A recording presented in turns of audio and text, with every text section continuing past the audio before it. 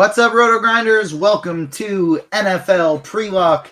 If you are with us for Crunch Time, you just got to hang out with myself and my wonderful guest here with us, Tim Tasteful Tides. How are you doing, my friend?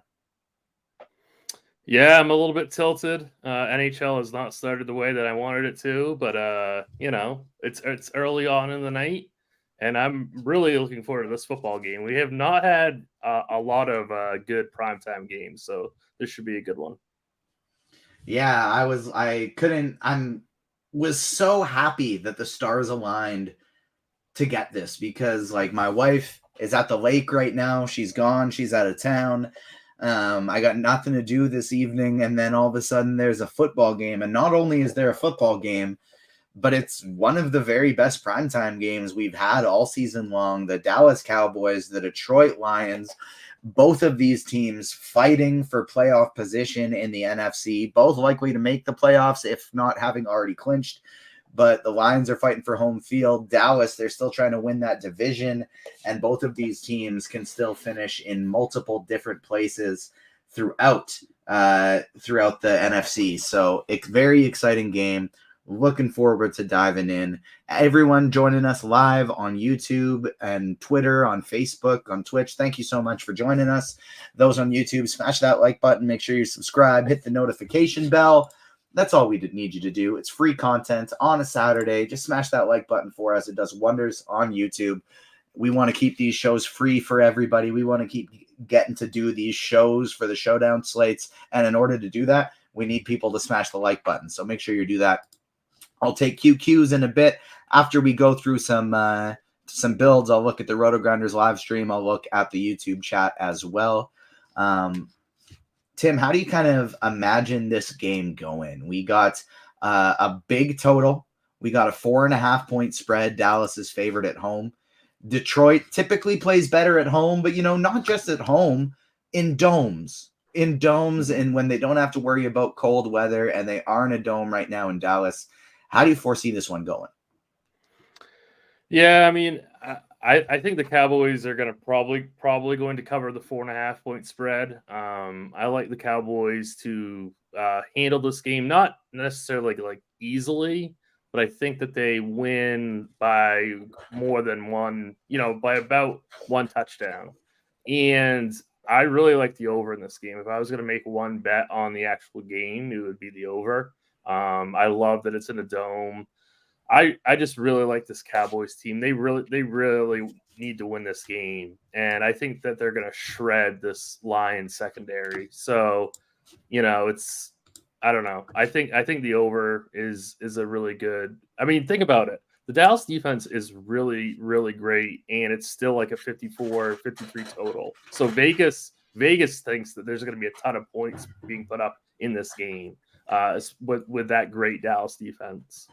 The Dallas defense is a good one to take overs with because they give up a lot of big plays. They get a lot of turnovers, and they get a lot of turnovers for scores. And so that can often lead to some high-scoring games if they're getting a lot of turnovers that either they run to the end zone or put the Cowboys offense. It's in great field position. If you're looking to make some bets on the slate, get access to RotoGrinders' all-new props and pick'em package at a special holiday discount. Driven by the RotoGrinders premium projections, our tool combs your favorite sports books and fantasy pick'em sites to find you the best picks for the best odds. And for a limited time, you can get 50% off your first month by clicking the link in the description below the video.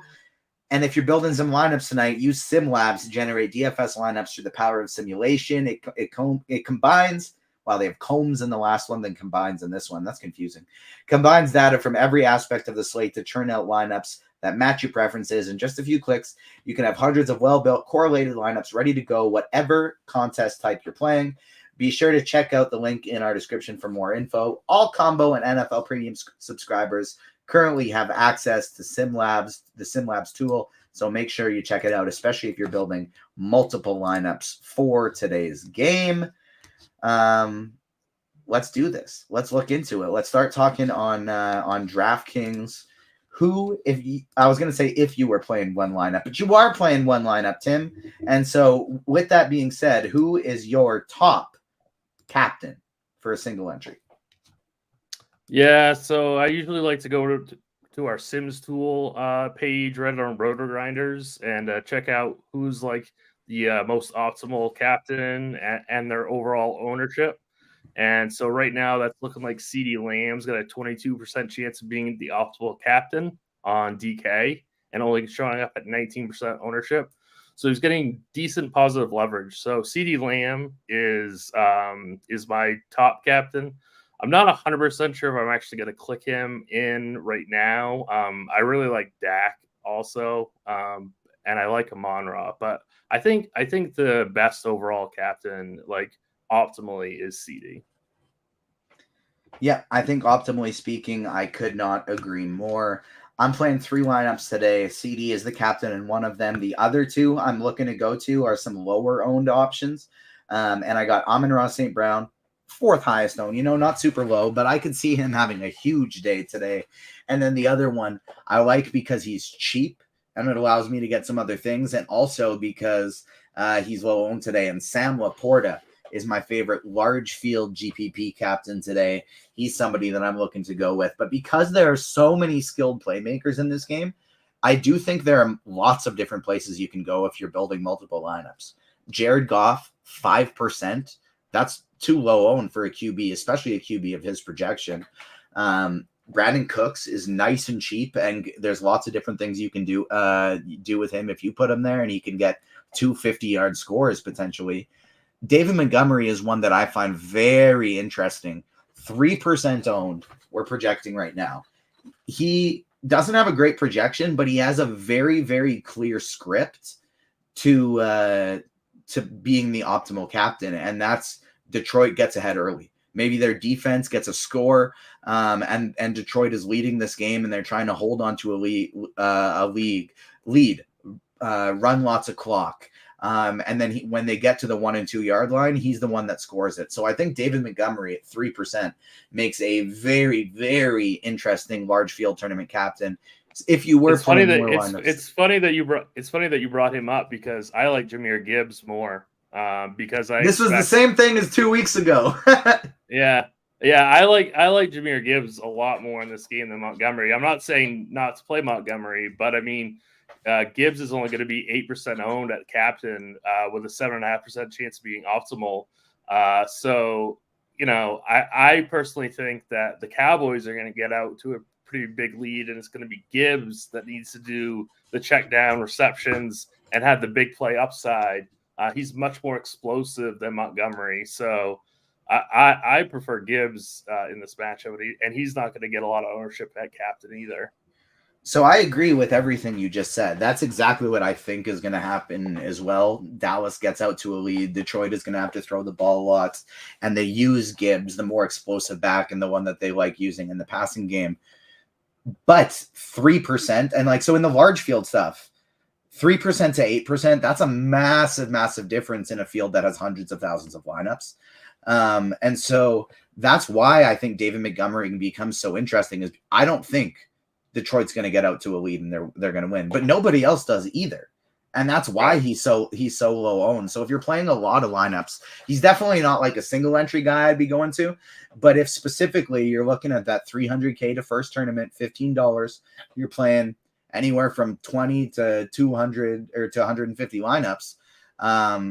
Definitely don't sleep on the idea of playing some David Montgomery with the Detroit defense. Put Gibbs on that team too, because if Detroit gets out to a lead and they're winning, both of these backs are going to be involved. So I think that has a super specific script to winning, and it does. Like Travis in chat says, everyone is on Dallas. Give me the Lions.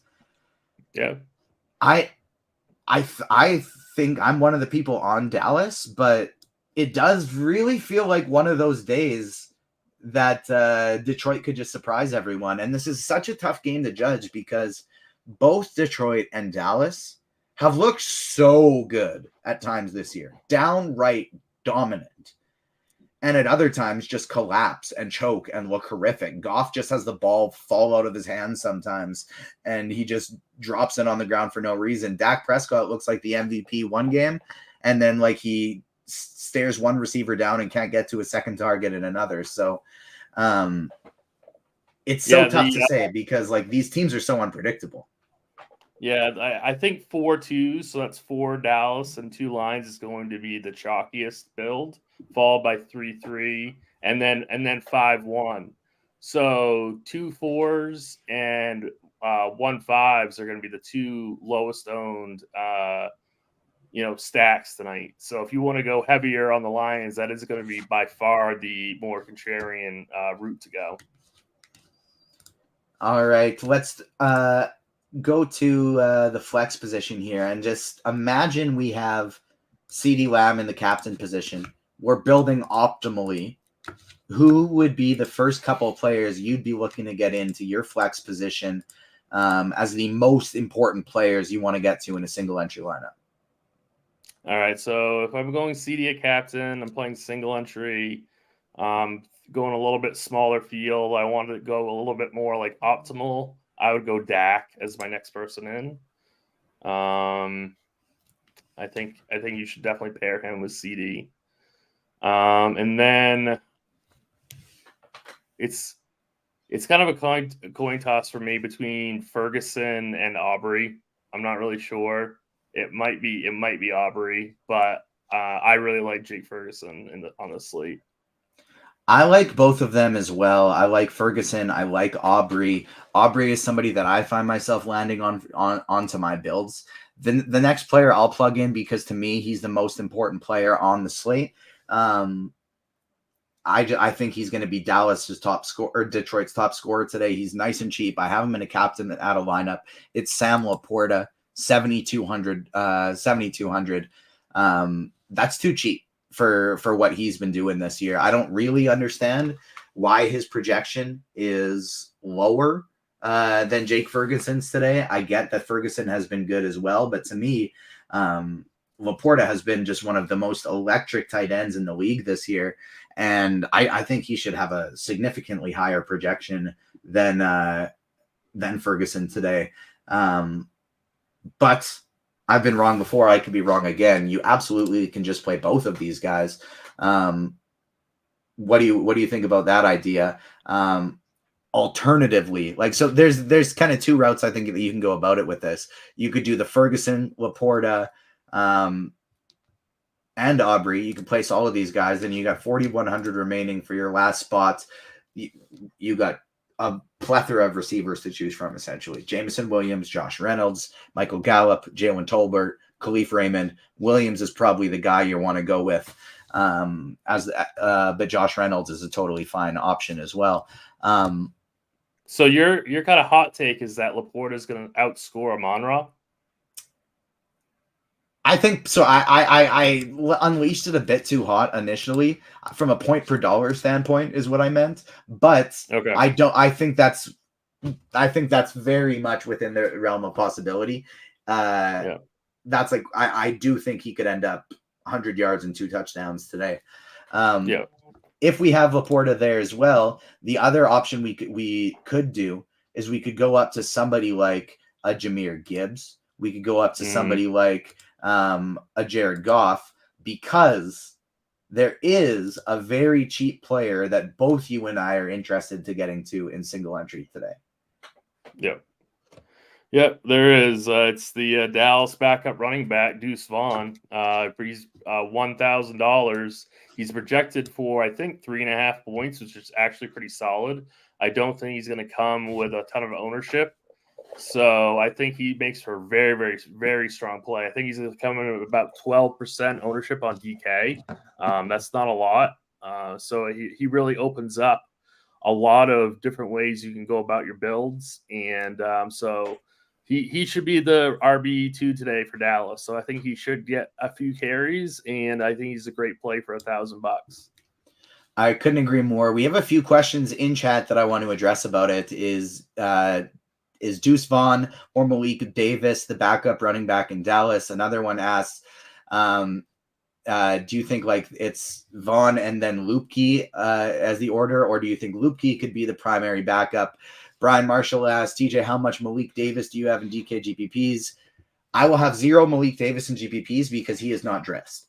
He is run out of practice squad elevations. They would have to sign him to the active roster in order to play him today for the rest of the year, and so he is not dressed. Lukey is the tight end, is the fullback. He is has like a very clear role as the fullback. Will he maybe get a couple carries? Who knows? Yeah, if they get into a goal line position, maybe they fire him the ball, or if they get really, really desperate, Pollard gets hurt, he could get in there as a pass blocker a little bit more. Maybe we have him projected for 1.46 rushing yards. Not even a so full like attempt. One short yardage, one maybe. Yeah, Deuce Vaughn is the clear number 2. So yeah. And Malik, and one more time, Malik Davis is not dressed, so do not play Malik Davis. Yeah, do not play him. And that's like, if you go Vaughn here, that leaves you a lot of really, really strong options you can go with. If you don't want to play Laporta, you could plug somebody like Gibbs in.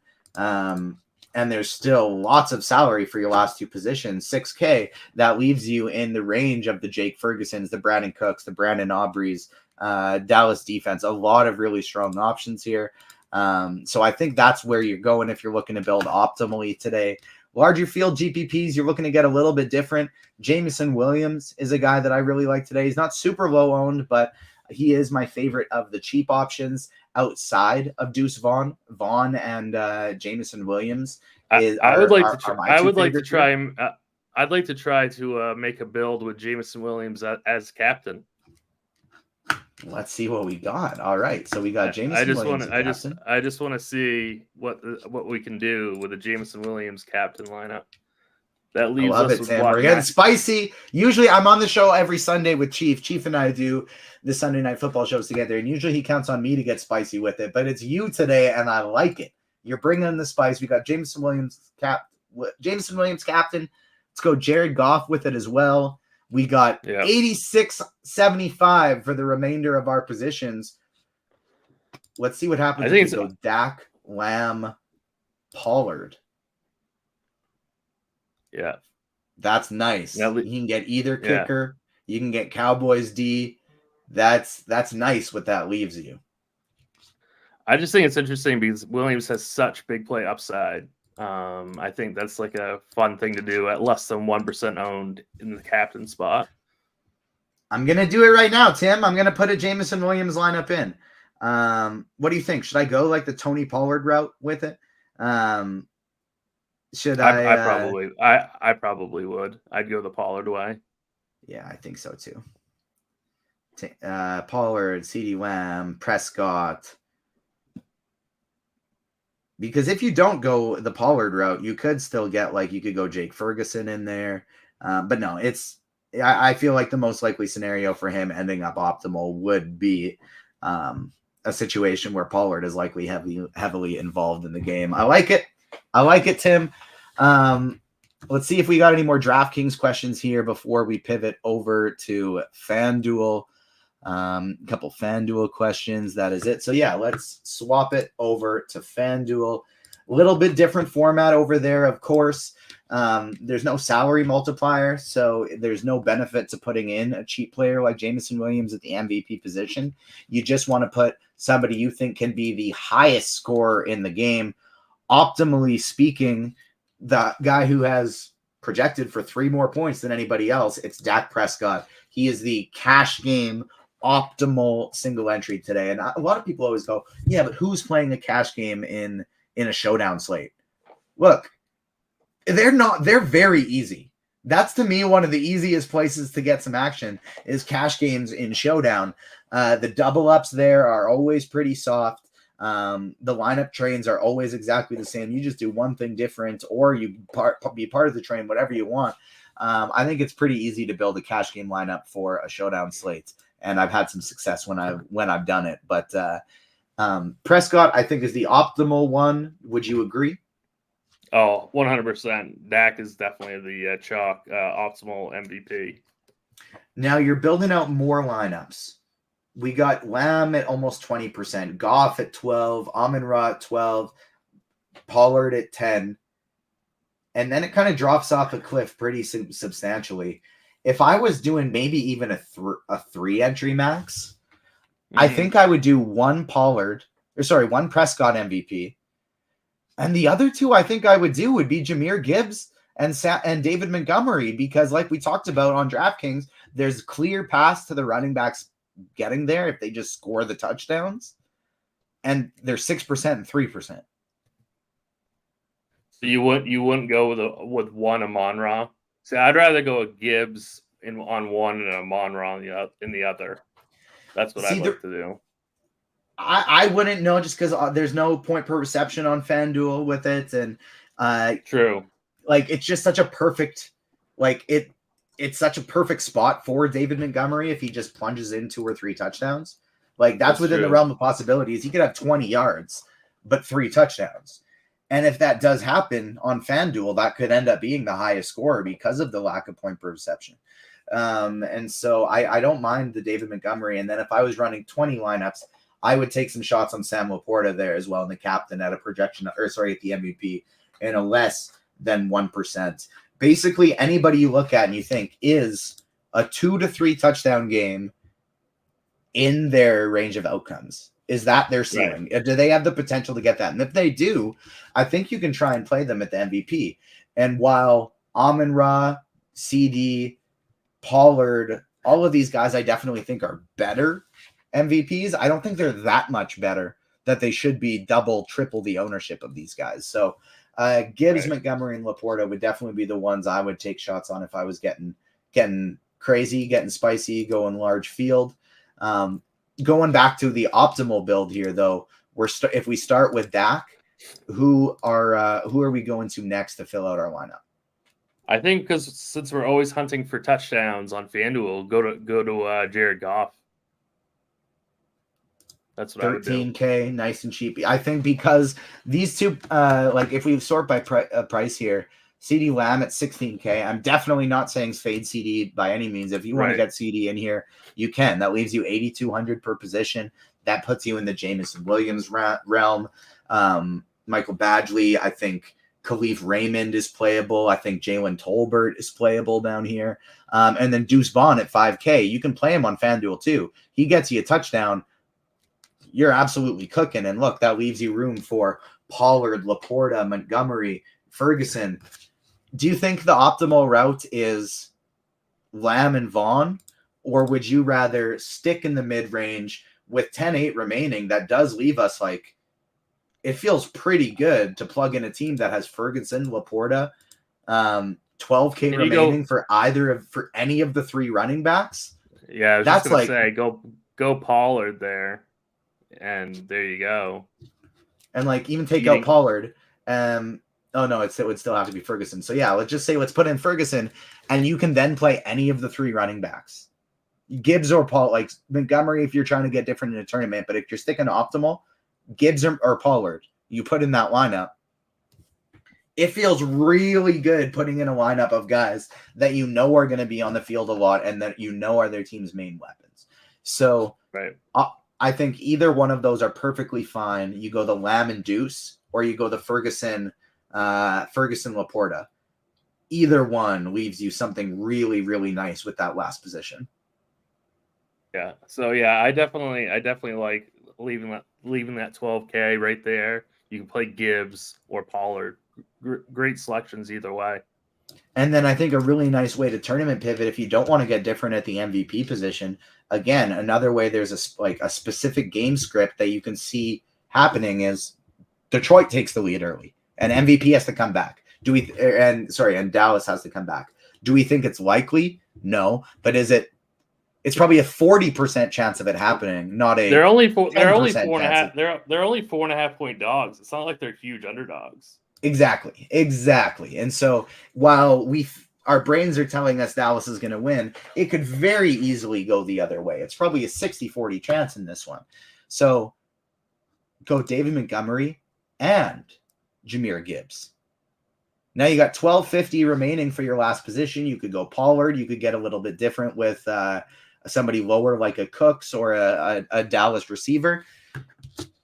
Both of the running backs are heavily involved because Detroit's winning and Dak has to pass a bunch. And so he goes to 2 of his receivers. There's a very clear script to that happening. And so you can get different with it. It's a nice little change of pace. And that's kind of way that I would be looking to build most of my lineups over there on FanDuel. How many minutes do we? Is this an 8:15 lock or an 8:20 lock for this one? I think it's 8:15. 8:15, yeah. So we got 9 minutes left until lock. Make sure you get your lineups in, and YouTube viewers, smash that like button for us. There's 200 of you watching. We should be able to get up to around 100 likes. It does wonders for us. We want to keep being able to do these showdown shows, and for us to do that, we need you smashing the like button. So make sure you're doing that for us. And let's take some QQs here before lock. What do we got? Josh Reynolds is a great pivot off of Jameson Williams. I like that as well. What do you think about that one? Yeah, I like that for flex, but I still prefer getting to Williams at captain. I wouldn't not do that for that captain lineup. That's what. Like Dallas plays a bunch of man coverage, and Josh Reynolds has historically done very well against man coverage. Now, I think Jameson Williams will too, and he's going to be in most of those spots. But I think you could essentially I agree, I like Jameson Williams better. But if you run in 150 lineups doing that exact same build with Reynolds instead of Williams, in addition to in another lineup, I have no problem with that. Berto on Twitch asking if we're streaming the game. No, we're not streaming the game. Just giving out some plays beforehand. How do you feel about Peyton Hendershot in a GPP? I think he's the best play under 1,000. He's the best guy in the hundreds, in my opinion. Yeah, I would agree with that 100%. If you have the 1,000, you can get to Vaughn, definitely there.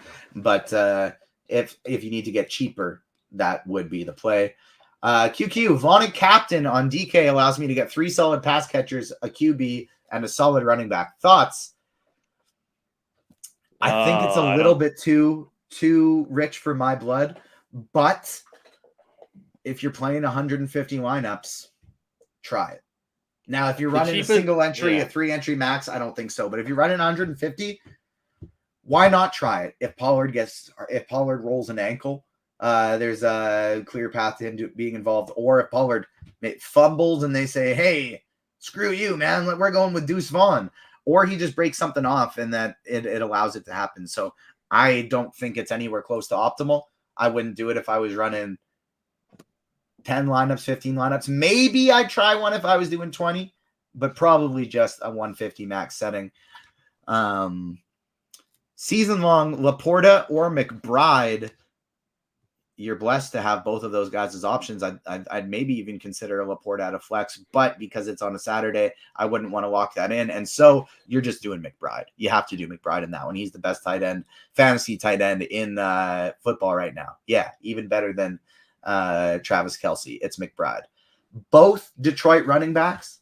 I think you can absolutely do a both Detroit running back build, but you need to build it specifically. So with those 2 running backs, I think you're either loading up the rest of your lineup with Prescott and Dallas pass catchers, or you're making sure you have Detroit's defense in there and maybe a kicker or 2 as well. What do you think about that? Yeah, no, I think going both Detroit running backs is a very, very unique way of going about it. And it has a ceiling, so I don't mind that at all.